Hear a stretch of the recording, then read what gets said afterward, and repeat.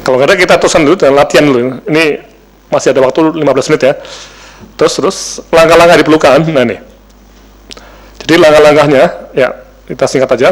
Jadi kalau belum punya web, nyusun web. Atau merapikan web. Ya.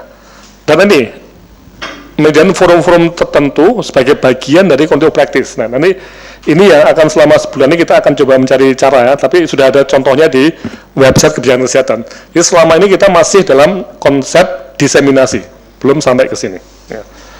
Terus langkah kedua, nah ini memilih mitra-mitra yang serius. Ini bagaimana caranya? Ini sekali lagi tiap-tiap web nanti Anda latihan ya. Terus siapa pengolahnya nih?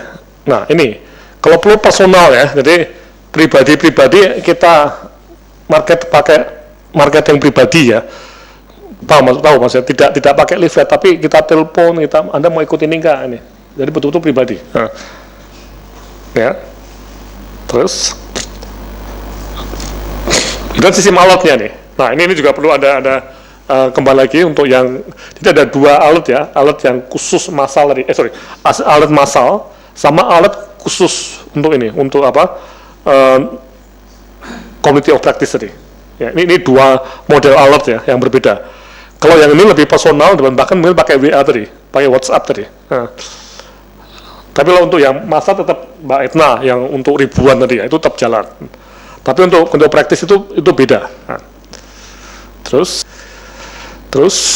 tapi ini dalam tiap-tiap web ya, terus ya tolong Anda cermati terus. Nah, kita mau kemana nih? Mau hanya pertama atau sampai yang kedua, sampai nulis manajemen ya. Terus nah, tapi intinya kita harus punya penanggung jawab website tadi. Ini yang saya minta para dosen tadi. Oh, ada. Oke ya, kita cari lagi ya.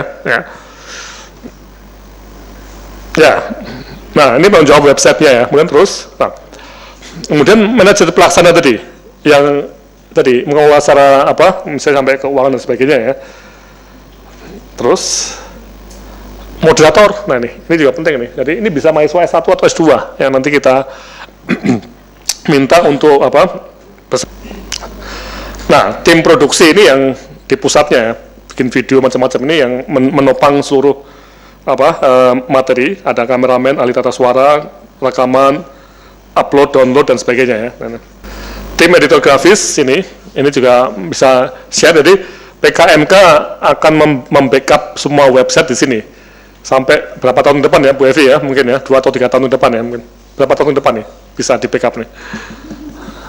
Tapi kalau satu titik itu harus mandiri nantinya, dan saya yakin bisa mandiri kalau kita baik loh, bisa dapat anggaran juga nantinya dari ada macam-macam sumber ya. Jadi editor video, kontraktor luar ini dari proyek-proyek bisa membantu ya. Terus tim alat ini juga ada.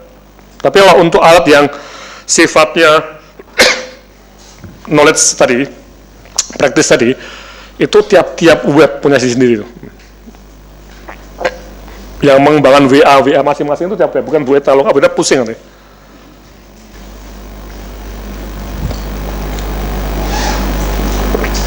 Sumber pendanaan, nah ini.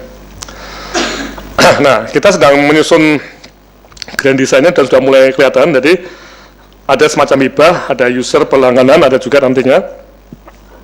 Kemudian seperti Pak Dwi itu masuk ke MPK nantinya Pak Dwi. Itu bisa terus ya. Rumah sakit juga dengan MMR. Masyarakat sehat gimana? Masyarakat sehat gimana? Bisa ya. Ya, coba deh di anu ya, Pak. Jadi kalau semua terkait dengan S2 dan pengembangan dosennya itu nggak masalah, karena nggak mahal nih, tidak mahal, dan bahkan bisa mendatangkan pendapatan juga, ada income juga. Bencana di mana nanti? Bencana akan attach ke mana? Bukan S2 mana? Apa? MMB. Ya. Ya, jadi sudah ada semacam instansi resmi di UGM yang akan attach situ, yang akan jadi satu bagian penting dari proses pengembangan S2-nya juga. Nah, jadi ini begitu masuk ke sana praktis bisa hidup karena S2 kan ada asisten juga bisa dipakai kan ya. Paham ya? Oke ya. Terus ya sekarang latihannya, monggo masing-masing kelompok kumpul untuk diskusi mengenai satu persatu ini. Ya terus apa nama webnya? Mungkin di teman-teman di psikologi juga bisa atau di FEB ya. Yang sudah punya, mohon bagaimana merapikan webnya. Dan tadi forum-forum tertentu untuk bagian dari untuk praktis, ya, slide.